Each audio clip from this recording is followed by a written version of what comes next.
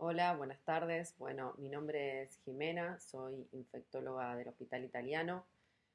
Hoy le vamos a hablar de las infecciones de trato urinario, una actualización eh, de los últimos consensos y de lo que se está hablando en cuanto a esta patología tan frecuente. En cuanto a los objetivos que vamos a plantear en esta clase, son abordar los conceptos generales, sobre todo de bacteriuria asintomática, tanto en mujeres, hombres o en embarazadas, definir algunas indicaciones de tratamiento según este tipo de poblaciones y repasar las profilaxis y algunas medidas preventivas. Como un problema actual, la infección del tracto urinario es uno de los motivos más frecuentes de consulta a las guardias y a los hospitales y de prescripción de tratamientos antibióticos, ¿sí? Hubo muchos cambios en cuanto a la resistencia de los organismos que están involucrados, los más comunes en este tipo de patología debido al uso de los antibióticos, ¿sí? Sobre todo porque en la actualidad ahí se pueden hacer intervenciones invasivas, quirúrgicas, mucho más avanzadas en el tracto urinario y algunas de ellas pueden estar relacionadas con mayor tasas de infección. Para arrancar, bueno, con un caso clínico, ¿sí? Una mujer de 45 años consulta porque se realizó un urocultivo. El resultado de eso fue que se encontró una Escherichia coli con un recuento de 10 a la 3. Este urocultivo se lo hizo en el contexto de un chequeo anual que se lo pidió a su médico. Al interrogatorio no tiene fiebre ni síntomas urinarios. El médico de cabecera al que se lo pidió le dijo que para él tenía que tomar antibióticos. Para ustedes, ¿cuál creerían que es la conducta más adecuada? Podrían iniciar antibióticos según el antibiograma, podrían iniciar antibióticos y realizar a los 7 días un urocultivo de control. Le explicarían a la paciente que no tiene indicación de tratarse el urocultivo o le solicitaría un nuevo urocultivo para evaluar la persistencia del germen. Bueno, no los puedo hacer contestar, pero yo elegiría que le explica que no tiene indicación de tratarse el urocultivo. Y ahora vamos a ver un poquito por qué. Lo primero que tenemos que empezar a hablar es del concepto de bacteriuria asintomática, ¿sí? Que no es más que el desarrollo de una bacteria en la orina de individuos que están asintomáticos. Para el diagnóstico de eso tendrían que hacer en mujeres al menos 2 urocultivos consecutivos y uno en hombres con un recuento igual o mayor de 10 a la quinta, ¿sí? Ya sea que tenga un sedimento urinario normal o patológico.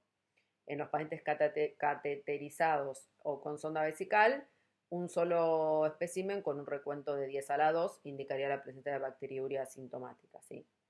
Lo importante a decirles a los pacientes es que no se demostraron complicaciones de los riñones del tracto urinario en las mujeres que no fueron tratadas por una bacteriuria asintomática, ¿sí? Sino que al revés, ponerle tratamiento antibiótico a este tipo de pacientes se relacionó con la aparición de mayor tasa de gérmenes multiresistentes, ¿sí? Esto es lo último, estos datos se sacaron del último consenso argentino de infecciones urinarias que se publicó en el 2020, que lo pueden buscar si quieren, se los dejo ahí abajo, ¿sí?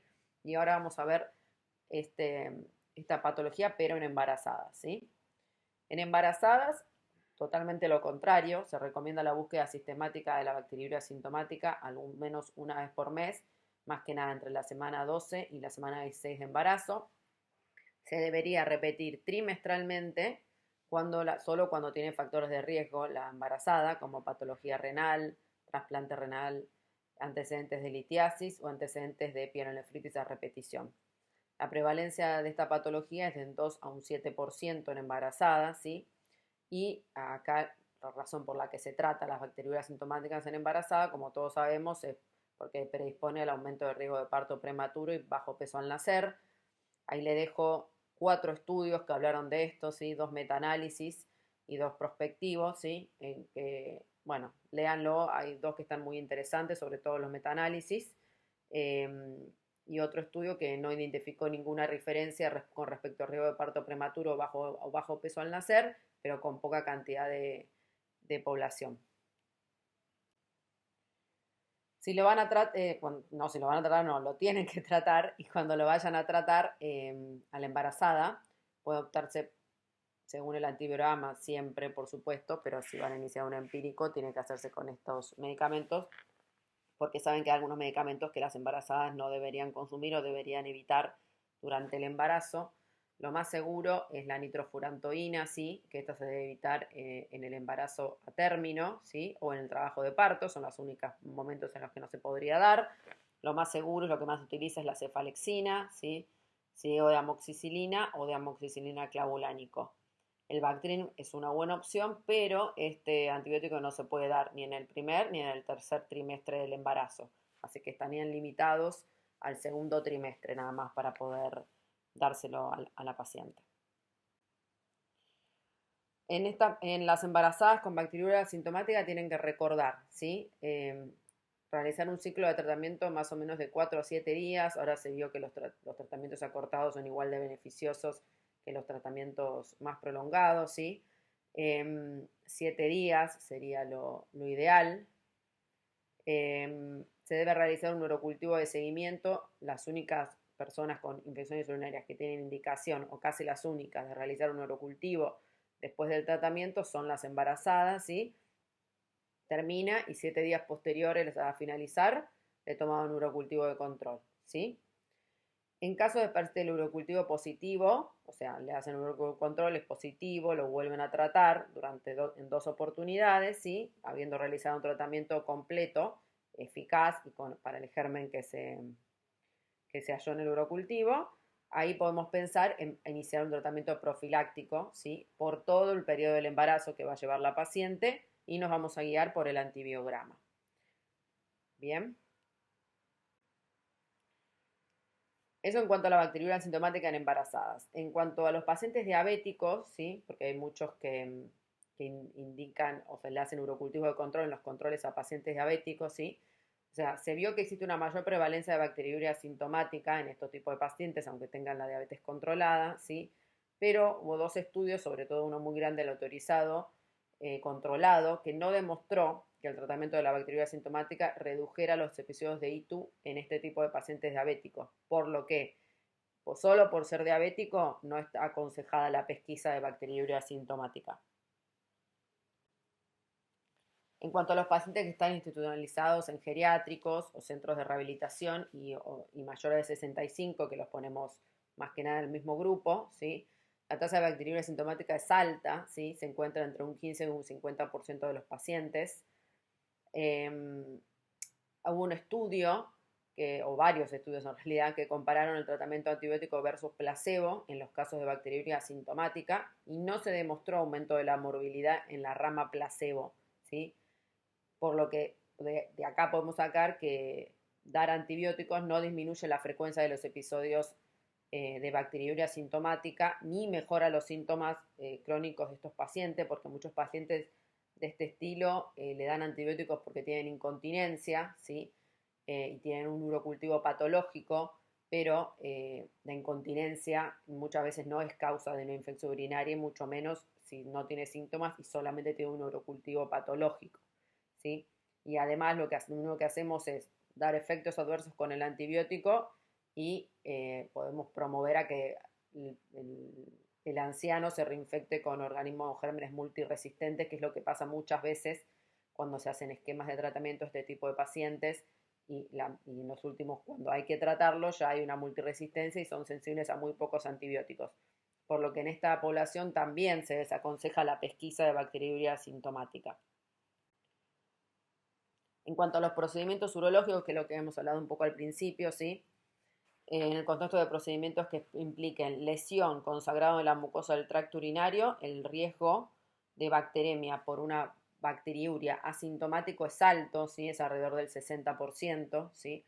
Por lo que en los pacientes que se van a hacer procedimientos urológicos invasivos, ¿sí? Se recomienda pedir un urocultivo de control para pesquisa de bacteriuria asintomática. Y si es positivo, ahí sí se debe tratar antes del procedimiento, ¿sí? Pero no hay que prolongar el tratamiento más allá de las 24 horas del procedimiento, ¿okay? Se trata el paciente del urocultivo, se opera y no hay que seguir con antibióticos después del procedimiento, ¿sí? Obviamente hablando de pacientes que no tuvieron ninguna complicación. Bien, eso es bacteriuria asintomática. Hablando un poco ya de las infecciones urinarias, ¿sí? En mujeres inicialmente, que es lo más común, el 50-60% de las mujeres adultas, por estadística, tendrá al menos un episodio de infección urinaria en su vida, ¿sí? Las infecciones del tracto urinario, como ya deben saber, se dividen en lo que puede ser cistitis, en lo que puede ser una pielonefritis, ¿sí? Después tenemos la infección del tracto urinario en edad posmenopáusica, que también algunas diferencias. Tenemos la ITU recurrente y la ITU en embarazadas, ¿sí? Vamos a hablar un poquito de las más comunes, ¿sí? En cuanto a la cistitis, la mitad de las mujeres al menos van a tener un episodio de cistitis en su vida y el 25% aproximadamente tendrán una recurrencia de ella a lo largo de su vida, ¿sí? Los síntomas ya lo sabemos todos: disuria, pueden o no tener polaquiuria, urgencia miccional, dolor en el hipogastrio, hematuria. Y habitualmente esto cursa sin fiebre, ¿sí? Esto es lo más común, aunque obviamente siempre puede variar, ¿sí? Para el diagnóstico, las tiras reactivas o un sedimento urinario, ¿sí? En mujeres que no tienen factores de riesgo sanas, pueden a veces no ser necesario un cultivo de orina cuando es el primer episodio de cistitis, ¿sí? Ya que no va a tener seguramente resistencia, porque nunca había tenido un episodio, porque nunca usó antibióticos para esto, ¿sí? Lo más común el patógeno más común es la Escherichia coli, ¿sí? Por lo que el tratamiento va a ser con las drogas de primera línea, que son para la cistitis, que es la nitrofurantoína, en esa dosis que le pongo ahí. En la Argentina no tenemos la nitrofurantoína de macrocristales, que esa es la que se puede dar cada 12 horas, eso no sé, acá en la Argentina no tenemos, así que usamos la nitrofurantoína clásica, que esa se debe dar cada 6 horas, ¿sí? Como segunda opción la cefalexina. Van a ver que puede estar, alguien puede indicar fosfomicina, ¿sí? Que no está mal, pero en este tipo de pacientes la verdad que no se justifica, porque se reserva para gérmenes multiresistentes, que después vamos a ver. Y como siempre, las quinolonas empíricas no habría que darlas, sobre todo por la resistencia que fue aumentando en el país a las quinolonas. En cuanto a la pielonefritis, bueno, los síntomas por supuesto ya son un poco más importantes. La paciente puede tener, aparte de síntomas urinarios, puede tener dolor lumbar, puede tener hipersensibilidad, o sea, cuando le hacemos el examen físico, punio-percusión positiva, puede tener fiebre, vómitos, ¿sí? Que eso lo va a diferenciar, les va a ayudar a diferenciar un poco de la cistitis, ¿sí? Un tercio de los pacientes pueden tener solamente síntomas que sugieren una infección urinaria baja, solo síntomas urinarios, y ahí, bueno, podemos estar ante una pielonefritis oculta. Eso hay que diferenciarlo, ¿sí? Porque por la duración del tratamiento, ¿sí? Porque las infecciones urinarias bajas o la cistitis son menos días de tratamiento, y las pielonefritis, como vamos a ver, es un tratamiento de un poco más de días, y si a una pielonefritis le hacemos pocos días de tratamiento, pueden fracasar, ¿sí? Hay muchos pacientes, el 20% es alto el porcentaje, que no tienen síntomas urinarios, sino solo síntomas sistémicos, ¿sí? El estudio, por supuesto, un urocultivo, seguimiento urinario con un urocultivo, ¿sí? En el 80% de los pacientes con pielonefritis, bueno, el 80% va a dar mayor de 10 a la quinta de colonia, ¿sí? Y 10 a la cuarta ya también es un recuento significativo, ¿sí? Este urocultivo con este recuento de colonias tiene una sensibilidad altísima del 90 al 95%, ¿sí? Por lo que sería lo que se pide de elección, ¿sí? Las tasas de bacteremia en la pielonefritis varían mucho, entre un 10 a un 50%, pero está indicado siempre en pacientes que tengan pielonefritis con factores de riesgo, ¿sí?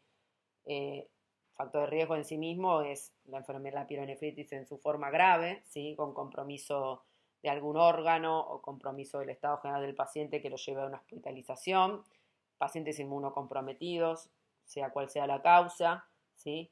Que sea una pielonefritis por una obstrucción, ¿sí? Ya sea una litiasis, un tumor o lo que sea, y por supuesto pacientes mayores de 65 años. Los estudios por imágenes los vamos a dejar para pacientes que tengan sepsis, shock séptico, o sea, que requieran internación y estén en un estado grave, ¿sí? Pacientes que sospechemos obstrucción, como dije antes, pacientes con falla renal también, ¿sí? O pacientes que los mandan a la casa con un control en 72 horas, ¿sí? Y siguen febriles persistentes, o aumentaron los síntomas o tienen otros síntomas, ¿sí? Esto va a ser con los estudios por imágenes son más que nada por el objetivo para descartar abscesos renales, perirrenales, algún tipo de obstrucción o alguna anomalía de la vía urinaria que el paciente no sepa que tenía. La mayoría de estos cuadros, como les dije, no van a requerir hospitalización, otros sí, sobre todo con los factores de riesgo. Si no requieren hospitalización y pueden ser tratados por vía oral, el tratamiento ambulatorio, bueno, en pielonefritis sí se usan quinolonas, sobre todo por el riesgo de bacteremia, ¿sí?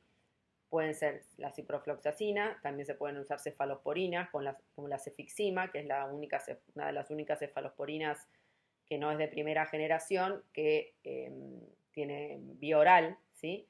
Y si no, después lo que mucha gente usa es la ceftriaxona, ¿sí? 1 gramo día, hasta el resultado del urocultivo, en lugares donde el urocultivo puede llegar a estar en 2-3 días hábiles, ¿sí?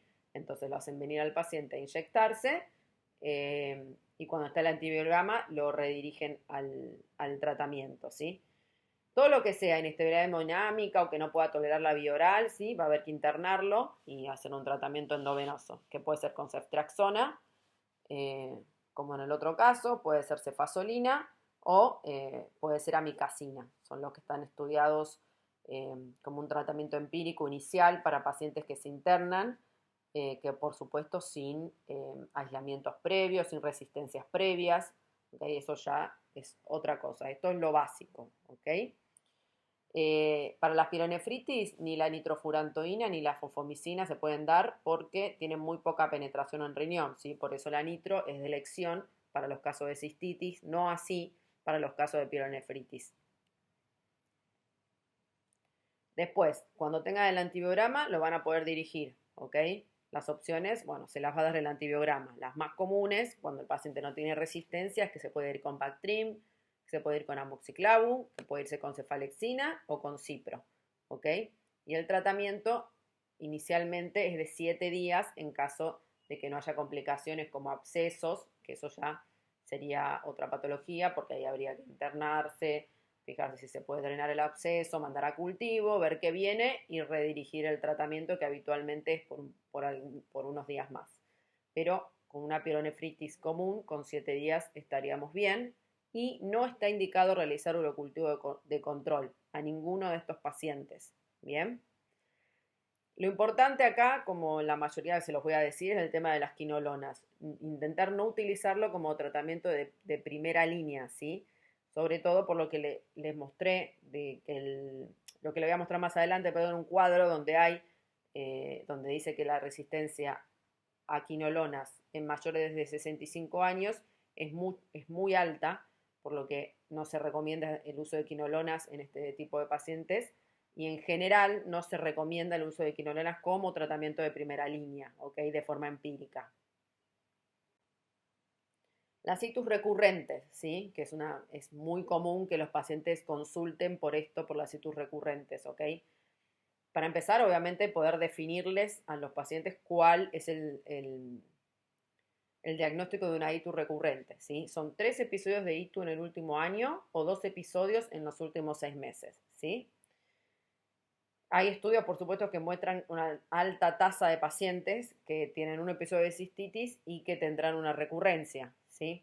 Así que lo importante también en estos casos es hablar con el paciente y decirle medidas, o sea, medidas no medicamentosas, ¿sí? Para disminuir la frecuencia de esto, ¿ok? Uno es evitar la retención de orina, que el paciente no esté con ganas de hacer pis por mucho tiempo, promover que la micción postcoito, ¿sí? Que orine después de tener relaciones sexuales, sobre todo las mujeres, evitar el uso de diafragmas como método anticonceptivo porque tienen mayor espermicida, este tipo de métodos anticonceptivos, ¿sí? Evitar el estreñimiento, porque como todos saben, los gérmenes, o sea, muchas infecciones urinarias es en la forma por la que la mujer usa el bidet y por la que nos higienizamos, ¿sí? Así que intentar que no ir estreñido de cuerpo para que no haya contaminación cruzada. La recomendación del uso de arándanos, la verdad que no, está bastante limitada porque no tiene una consistencia en la eficacia y no hay estudios que hayan avalado el uso de esto, por lo menos no en los últimos años, ¿sí?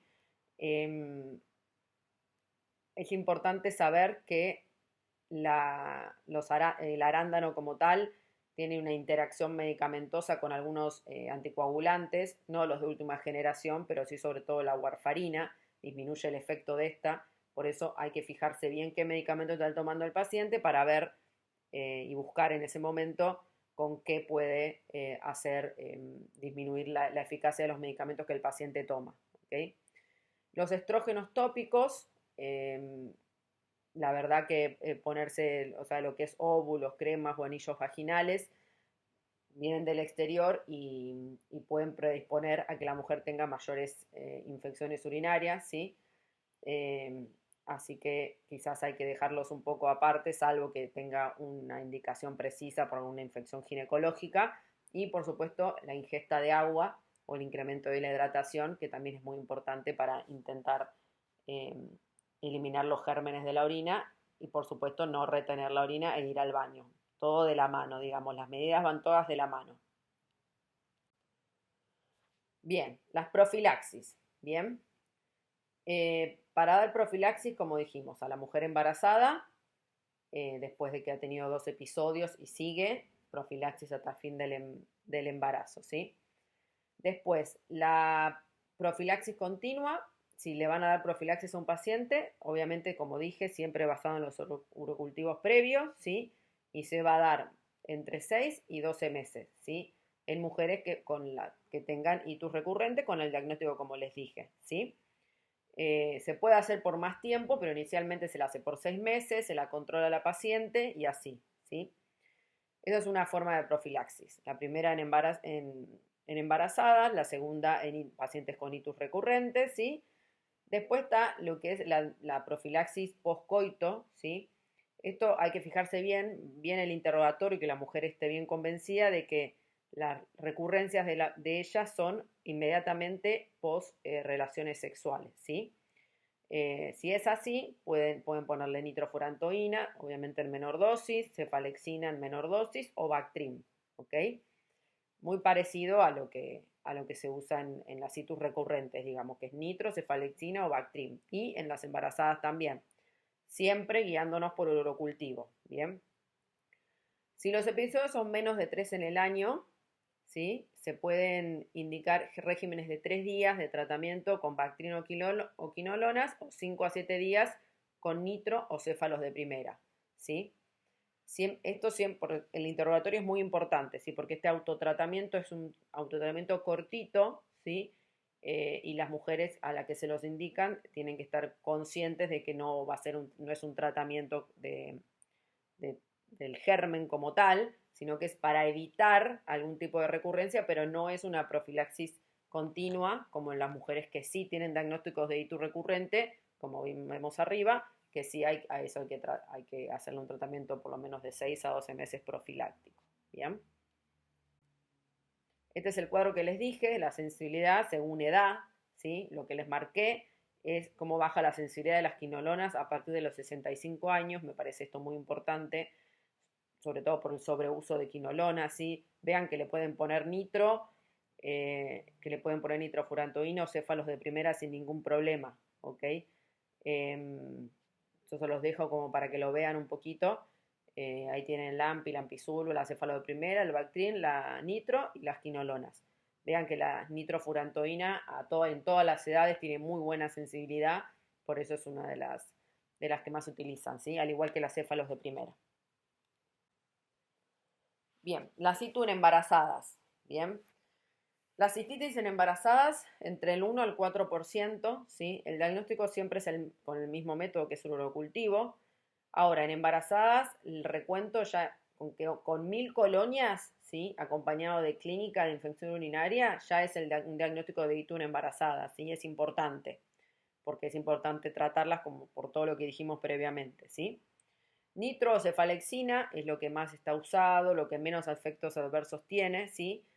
Así que sería lo recomendado, ¿sí? Ella siempre urocultivo de control al finalizar el tratamiento, ¿sí? Y si persiste luego de 2 tratamientos, como les dije, siempre profilaxis, ¿sí? Como en la bacteriuria asintomática. O sea, la ITU en embarazadas que persisten requiere tiene tanto la citus profilaxis como la bacteriuria asintomática en embarazadas, ¿sí? Ambas requieren profilaxis después del segundo episodio hasta el final del embarazo. Las pielonefritis en embarazadas pueden ser altas, ¿sí? Aparecen entre un 80 y un 90%, sobre todo en el segundo y el tercer trimestre, ¿sí? Y obviamente en el puerperio también puede aparecer, con una tasa medianamente alta de complicaciones, ¿sí? Lo que se hizo toda la vida hasta ahora es hospitalizarlas, ¿sí? Sobre todo por el monitoreo y porque muchas embarazadas no tienen tanto contexto social que las cuiden y viven cerca del hospital, ¿sí? Lo que se hace habitualmente es tomarle los cultivos, hospitalizarla, poner un antibiótico endovenoso por las primeras y 48, hasta las primeras y 48 horas, hasta ver cultivo de orina o hemocultivos, ¿sí? Eso es lo que hacemos habitualmente. Lo que se está haciendo, lo que se puede llegar a hacer, porque está avalado, es que en caso de no tener factores de riesgo en la embarazada, ningún síntoma grave y buena continencia social, como los dije anteriormente, es sacarle el urocultivo, darle una dosis de antibiótico endovenoso y poder mandarla a la casa con tratamiento bioral con control en 24 horas o 48 horas hasta el resultado del urocultivo. Eso queda a cargo del médico que lo ve y cómo piensa que la paciente puede evolucionar. ¿Okay? En cuanto a los esquemas terapéuticos en embarazada, bueno, ceftriaxona, como no embarazada, ¿sí? Lo importante acá es que en embarazadas en el segundo o tercer trimestre se puede considerar dar 2 gramos de ceftriaxona en vez de 1, sobre todo si la paciente aumentó mucho de peso con el bebé, sobre todo por el volumen de distribución y la llegada de la ceftriaxona, ¿sí? Alergia a betalactámicos, tenés pocas opciones, gentamicina es una y gastrionam es la otra, ¿sí? Si mejora a las 24 o 48 horas y el resultado del urocultivo, la pueden mandar a la casa, ¿sí? La embarazada se hace, no, los regímenes acortados no son los que están, los regímenes acortados no están indicados para embarazadas, ¿sí? 10 días de tratamiento sería lo ideal, de 10 a 14 días, ahora se puede hacer 10 días en los últimos estudios, ¿sí? Siempre el urocultivo de control a los 7 días y dar profilaxis en el caso de que se repita, igual que como vimos en la bacteriuria asintomática. En cuanto a la ITU en hombres, ¿sí? La ITU en hombres siempre se considera una ITU complicada, ¿sí? Hay mayor incidencia después de los 50 años, sobre todo por el tema de la próstata. Para que un urocultivo positivo en ITU en hombres tiene que ser con un recuento de 10 a la 3, ¿sí? En cuanto a los tratamientos, son muy parecidos a las ITU en las embarazadas, ¿sí? Si es cistitis o si es pielo, ¿ok? Si es cistitis, nitro, cefalexina o fofo, no se realiza urocultivo de control, ¿sí? Y se hace 7 días de tratamiento, ¿bien? Si es pielonefritis, lo más importante es que habitualmente los hombres tienen mayor compromiso prostático o pueden tenerlo, ¿sí? Entonces hay que elegir un antibiótico que tenga buena penetración en la próstata, ¿ok? Y el antibiótico que mejor penetración en la próstata tiene es la ciprofloxacina, así que la ITU en hombres sí está indicado como un empírico iniciar con ciprofloxacina por sospecha de componente prostático, ¿sí? Puede ser ceftriaxona, ¿sí? O cefixima, como en el caso de la ITU en mujeres de forma ambulatoria, ¿sí? Esto se puede hacer de 7 a 10 días, antes se hablaba de 14 días, antes de hablar de los tratamientos acortados, ahora todo se fue acortando a menos días de lo que eran porque no se mostró diferencia, ¿sí? Y si lo van a internar, igual que en la ITU en mujeres, ceftriaxona o amicacina. Como dije recién, lo de la prostatitis, ¿sí? Es importante para saber cuándo lo sospechamos, ¿sí? En hombres que tienen instrumentación del tracto urinario previa, que tienen estrechez uretral o uretritis a repetición, ¿sí? En el interrogatorio el hombre va a decir que, o sea, te va a relatar síntomas urinarios, pero también prostáticos, ¿sí? Como que se queda con muchas ganas de hacer pis, que va y hace poquito, ¿sí? Puede haber repercusión sistémica o no del paciente. Hay que hacerle urocultivo como a todo y obviamente hemocultivos porque sobre todo para ver el germen. No es alta la incidencia de hemocultivos positivos en prostatitis, pero si un hemocultivo es positivo te puede ayudar a ver la etiología de la prostatitis. Como dije en la diapo anterior, hay que usar antibióticos que tengan buena penetrancia prostática, y esos son las fluorquinolonas o las sulfas, ¿sí? También los macrólidos y algunas tetraciclinas, ¿sí? Según cómo esté el paciente, se puede internar para hacer endovenoso o no, ¿sí? Si lo van a internar, ceftriaxona o genta son las opciones, ¿sí? Ver cómo responde en las primeras 24 o 36 horas, porque si de no mejorar con este esquema, hay que ir a estudios por imágenes para ver si no tiene un absceso en la próstata, ¿sí? Las prostatitis tienen un tratamiento más largo, ¿sí? De 2 a 4 semanas, ¿sí? Depende del germen y depende de la evolución del paciente, pero casi siempre requieren 4 semanas de tratamiento. Por último, lo que es la situs en pacientes que están instrumentados, o sea, que son asociadas a sonda vesical, que son muy comunes porque hay muchos pacientes que, que tienen sonda vesicales por problemas y están en la casa con sonda vesical, ¿sí? En Argentina tenemos un sistema de vigilancia que es VIDA, que por año abarca todas las tasas de infecciones, ¿sí? En el 2017 informó que el empleo de sonda vesical en el 82% de los adultos internados en 67 UTI, ¿sí? O sea que la incidencia de uso de sonda vesical en las UTIs en la Argentina es altísimo, ¿sí? Por lo que la tasa de infección urinaria asociada a sonda vesical es de 2.8 por 1000 días catéter, ¿sí? O sea que entre el 10 y un 30% de los pacientes con sonda vesical van a tener una infección del tracto urinario, ¿sí? Habitualmente estos pacientes se presentan pueden tener fiebre, molestias en el hipogastrio, ¿sí? Pueden tener somnolencia, hematuria, ¿sí? Por ahí son pacientes que eh, están un poco complejizados, por lo que los síntomas, o sea, interrogar los síntomas puede ser medio complicado, ¿sí? Pero bueno, sabemos que en este tipo de pacientes con sonda vesical va a haber una tasa alta de infección del tracto urinario, por lo que si hay alguna sospecha, habría que descartarla, ¿sí? Así que cuando solicitar urocultivo, presencia de síntomas, si el paciente se lo puede decir, o signos de infección del tracto urinario, ¿sí? Como la hematuria, que la podemos ver, ¿sí?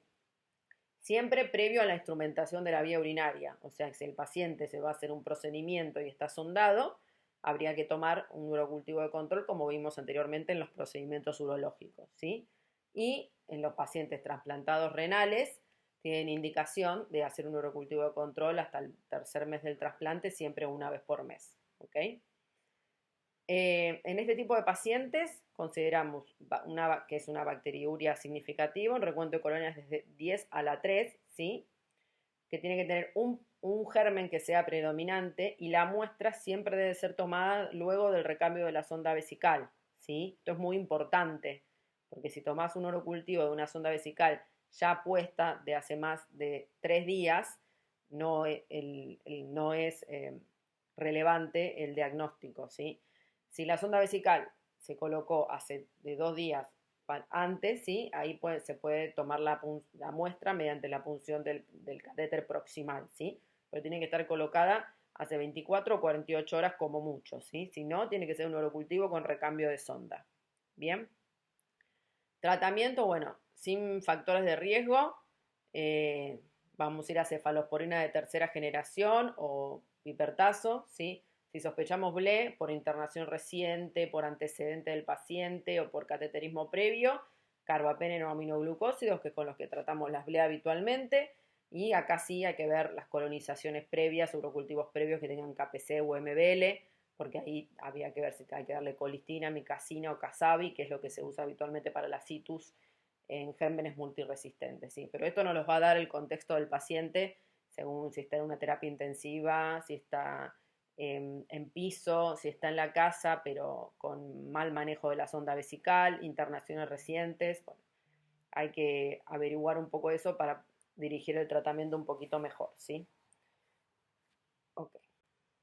Bueno, y eso es más o menos una actualización de lo que es las ITU en las poblaciones más frecuentes, ¿sí? Que se ve. Em, Cualquier cosa me escriben al mail si es de alguna pregunta en especial o dirigida, ¿eh? Muchas gracias.